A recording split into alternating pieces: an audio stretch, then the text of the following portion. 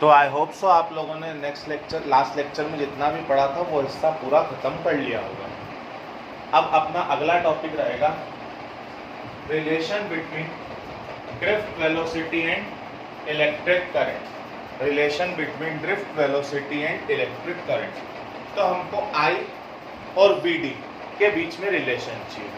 आई और we D के बीच में रिलेशन चाहिए, वहां तक तो ठीक है, अपने को सारे पुराने फॉर्मूले बहुत अच्छे से याद होने चाहिए। तो अब आप ढंग से समझने की कोशिश कीजिएगा। वो ये कंडक्टर, इसके अंदर कुछ इलेक्ट्रॉन्स हैं, बाहर पोटेंशियल अप्लाई करा तो सारे इलेक्ट्रॉन्स पॉजिटिव की साइड आ जाएंगे।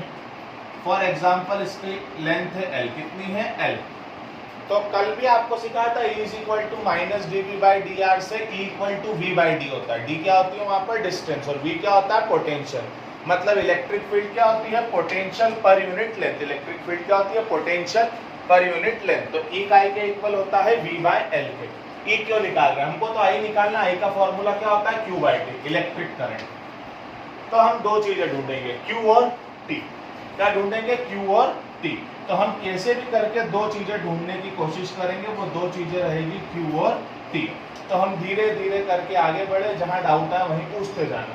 तो अगर n छोटा n है number of electrons per unit volume, पर यूनिट वॉल्यूम में नंबर ऑफ इलेक्ट्रॉन्स छोटा n है, तो टोटल नंबर ऑफ इलेक्ट्रॉन्स कैसे निकलेंगे, number of electrons per unit volume into total volume.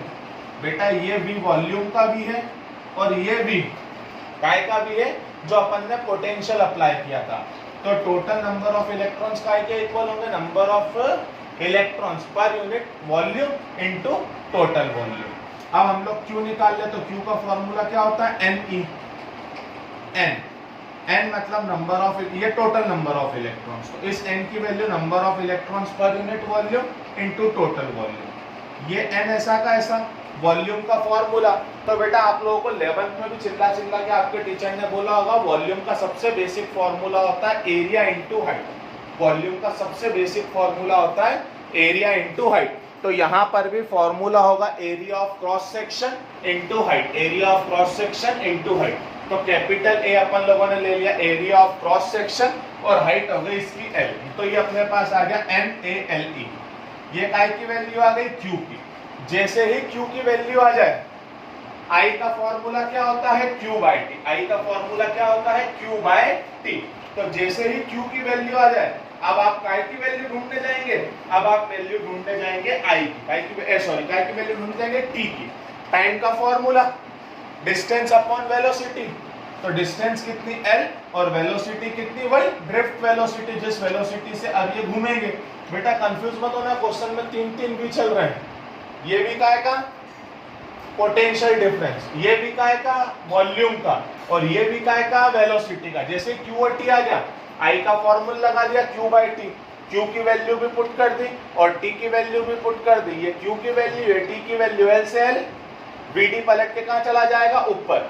ये रिलेशन होता है I और VD के बीच में। NEA तीनों कांस्टेंट है। N number of electrons per unit volume, E electrons की value, A cross sectional area, ये तीनों कांस्टेंट है।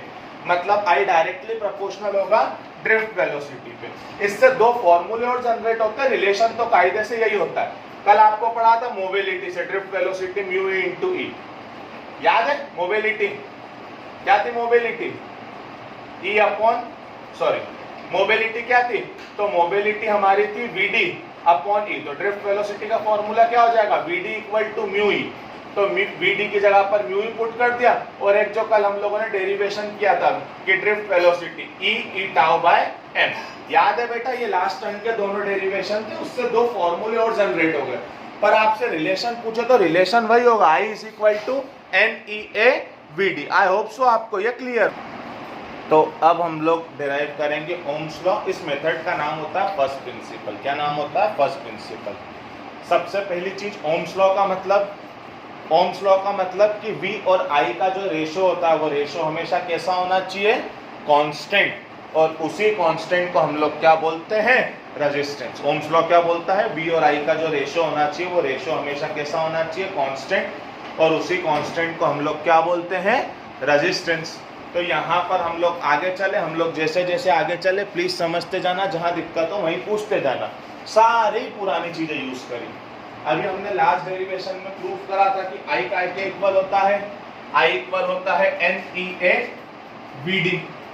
बेटा ना करंट इलेक्ट्रिसिटी में पुराने फॉर्मूले याद होना बहुत जरूरी है। ड्रिफ्ट वेलोसिटी वही E टाउ बाय m। इस E को हटा दिया, पिछले डेरिवेशन में समझाया था कि E का के इक्वल होगा वही पोटेंशियल पर यूनिट लेंथ, तो E का के इक्वल है V/L। तो इस E की जगह पर पुट कर दिया V/L। बस इस VD की वैल्यू को इक्वेशन 1 में पुट कर दिया। हम क्या कर रहे हैं, हम ओम्स लॉ प्रूफ कर रहे हैं। ओम्स लॉ प्रूफ कर रहे हैं मतलब हमको क्या प्रूफ करना है कि V/I का रेशो हमेशा कैसा होना चाहिए, कांस्टेंट। तो हम चाहते हैं इस डेरिवेशन को सॉल्व करते करते एक स्टेप ऐसी आए जिसमें V/I आ जाए। क्या आ जाए, V/I। तो यहाँ पर हमारे पास I तो है, ये VD की वैल्यू पुट भी कर दे, तो VD की वैल्यू पुट कर दे तो हमारे पास अभी तक पोटेंशियल नहीं है, इसलिए E को हटा के क्या लिया है हम, पोटेंशियल। तो E की जगह पर हम लोगों ने क्या लिख दिया, V/L। तो E की जगह पर जैसे ही V/L लिखा, अब हमारे पास V भी आ जाएगा और I भी आ जाएगा। इस VD की वैल्यू को हमने यहाँ पर पुट करा, I ऐसा का ऐसा, NEA ऐसा का ऐसा, E V tau by ml ऐसा का ऐसा। अब हमको क्या करना है, हमको निकालना है V/I। तो ये V ऐसा का ऐसा, I को अपॉन में ले गए, V/I।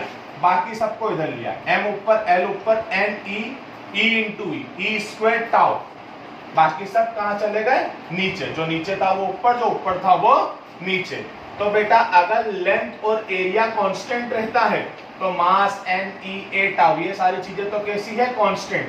तो ये V/I का के इक्वल होगा कांस्टेंट, और इसी कांस्टेंट को हम लोग बोलते हैं रेजिस्टेंस। इसी कांस्टेंट को हम लोग क्या बोलते हैं, रेजिस्टेंस। अब हमारा अगला टॉपिक रहता है जो आप लोगों ने 10th में भी पढ़ा था कि हमारे पास अगर है ना, हमारा टॉपिक रहता है फैक्टर्स अफेक्टिंग रेजिस्टेंस।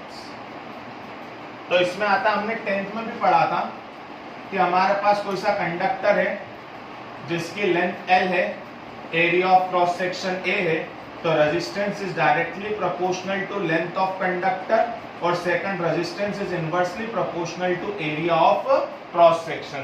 तो जब इन दोनों इक्वेशन को अपन कंबाइन करके लिखते तो R proportional to L/A, directly proportional का साइन हटता है तो जो कांस्टेंट आता है इस कांस्टेंट को बोलते हैं रो। रो क्या होता है, रेजिस्टिविटी, और इस रो की यूनिट होती है ओम मीटर। क्या होती है इसकी यूनिट, ओम मीटर। बेटा अगर यूनिट चेंज दी हुई हो तो आप लोगों को चेंज करना आना चाहिए यूनिट। क्लियर है इतना, ये छोटे छोटे 2-3 टॉपिक क्लियर कर लेना। पहला होता है करंट डेंसिटी। क्या होता है, करंट डेंसिटी। इसकी डेफिनेशन होती है current passing per unit area normal to the field. Current passing per unit area normal to the field. तो करंट डेंसिटी का formula J is equal to I/A, जैसा कि फॉर्मूला है, मतलब जैसे कि डेफिनेशन है current passing per unit area, J equal to I/A। Current की यूनिट एम्पियर, एरिया की यूनिट मीटर स्क्वायर। तो करंट डेंसिटी की यूनिट क्या होगी, एम्पियर पर मीटर स्क्वायर। जब छोटे एरिया में छोटी करंट फ्लो हो रही होगी तो I equal to J into है, तो DI का फॉर्मूला J डॉट D है, तो टोटल करंट कैसे निकल जाएगी, इसका क्या कर देंगे, इंटीग्रेशन। क्या कर देंगे, इसका इंटीग्रेशन। इसके बाद वापस अपन इसी फॉर्मूले पे आए, J का के इक्वल था I/A, तो I का फॉर्मूला हम लोगों ने पढ़ा बेटा, I इज इक्वल टू के इक्वल होता है NEA/VD। पिछले 5 मिनट से यही पढ़ा रहा हूँ, I is equal to NEA/VD। A से A क्या हो गया, कैंसल, तो J का के इक्वल आ गया NE/VD। इसके अलावा 2 चीजें होती है, कंडक्टेंस और कंडक्टिविटी। ये होता है reciprocal of resistance, reciprocal of resistance, और ये होता है रेसिप्रोकल ऑफ रेजिस्टिविटी। कंडक्टेंस और conductivity, reciprocal of resistance is called conductance और reciprocal of resistivity is called conductivity. Resistance unit होती है ओम, तो इसकी यूनिट हो जाएगी ओम इनवर्स, या फिर उसको मोहो बोलते हैं, और इसकी यूनिट हो जाएगी ओम इनवर्स मीटर इनवर्स, या मोहो पर मीटर। तो बेटा आप 12th में आ गए, आई होप सो आप लोगों को यूनिटें तो निकालना आती होगी। इतना क्लियर है? तो अगला टॉपिक समझ लेना, effect of temperature on resistance of conductor. तो बेटा एक्चुअली होता क्या, अब आप समझने की कोशिश करो तो एक कंडक्टर है, उस कंडक्टर के अंदर इलेक्ट्रॉन्स है। अब उस कंडक्टर के अंदर इलेक्ट्रॉन से अपन उसका टेम्परेचर बढ़ा रहे हैं, तो टेम्परेचर बढ़ाने से क्या होता है, इलेक्ट्रॉन्स की स्पीड बढ़ जाती है, कोलिजन बढ़ जाता है। तो जब ये सारी चीजें अंदर चेंज होती है तो उसके रेजिस्टेंस में भी इफेक्ट आता है। तो हमने मान लिया कि कोई सा भी जो कंडक्टर है उसका रेजिस्टेंस 0 डिग्री सेल्सियस पे R0 है और थीटा डिग्री सेल्सियस पे R है। बेटा आप लोगों ने 11th में पढ़ा होगा, वो लेंथ है ना अल्फा बीटा गामा, आपको याद हो तो लेंथ चेंज हो रही है, एरिया चेंज हो रहा है, वॉल्यूम चेंज हो रही है। सेम वही कि रेजिस्टेंस का चेंज काय पे डिपेंड करेगा। तो रेजिस्टेंस का चेंज इन रेजिस्टेंस एक तो डायरेक्टली प्रोपोर्शनल होता है इनिशियल रेजिस्टेंस के, और एक डायरेक्टली प्रोपोर्शनल होता है चेंज इन टेम्परेचर के। Change in resistance directly proportional होता है इनिशियल रेजिस्टेंस के, और डायरेक्टली प्रोपोर्शनल होता है चेंज इन टेम्परेचर के। दोनों को कंबाइन करके लिखा तो R minus R0 directly proportional to R0 del theta. Directly proportional का साइन हटेगा तो कांस्टेंट आ जाएगा। क्या कांस्टेंट आता है यहाँ पर, अल्फा। यहाँ पर क्या कांस्टेंट आता है, अल्फा। इसी को अपन लोग बोलते हैं कोफिशिएंट ऑफ टेम्परेचर। क्या बोलते हैं, कोफिशिएंट ऑफ टेम्परेचर।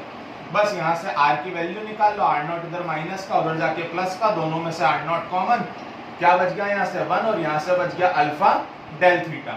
इसके बाद आप चाहो तो अल्फा की वैल्यू भी निकाल सकते हो यहाँ से। तो अल्फा की वैल्यू क्या आ जाएगी, R माइनस R0 इधर मल्टीप्लाई में उधर जाके काय में डिवाइड में। और इसकी यूनिट की बात करें तो जो इसकी यूनिट होगी वही इसकी यूनिट होगी, तो इनकी यूनिट तो आपस में कैंसिल हो जाएगी। तो इस अल्फा की यूनिट जो होगी वो डेल थीटा की यूनिट की इनवर्स होगी। डेल थीटा क्या है, चेंज इन टेम्परेचर। तो टेम्परेचर की यूनिट क्या होती है, सेल्सियस। तो अल्फा की यूनिट क्या हो जाएगी, सेल्सियस इनवर्स या फिर केल्विन इनवर्स। इसके बाद बेटा अगली चीज आती है ओमिक कंडक्टर, ओमिक और नॉन ओमिक। ओमिक और नॉन ओमिक। तो ओमिक चीजें वो होती है, क्या बोल रहा हूं मैं, नेक्स्ट चीज आएगी हमारे ओमिक सर्किट और नॉन ओमिक सर्किट। तो ओमिक सर्किट वो होते हैं जो ओम्स लॉ को फॉलो करते हैं। ओमिक सर्किट वो होते हैं जो ओम्स लॉ को फॉलो करते हैं, और नॉन ओमिक सर्किट वो होते हैं जो ओम्स लॉ को फॉलो नहीं करते हैं। तो जो ओम्स लॉ को फॉलो करेंगे वो ओमिक सर्किट होंगे, और जो ओम्स लॉ को फॉलो नहीं करेंगे वो क्या होंगे, नॉन ओमिक सर्किट।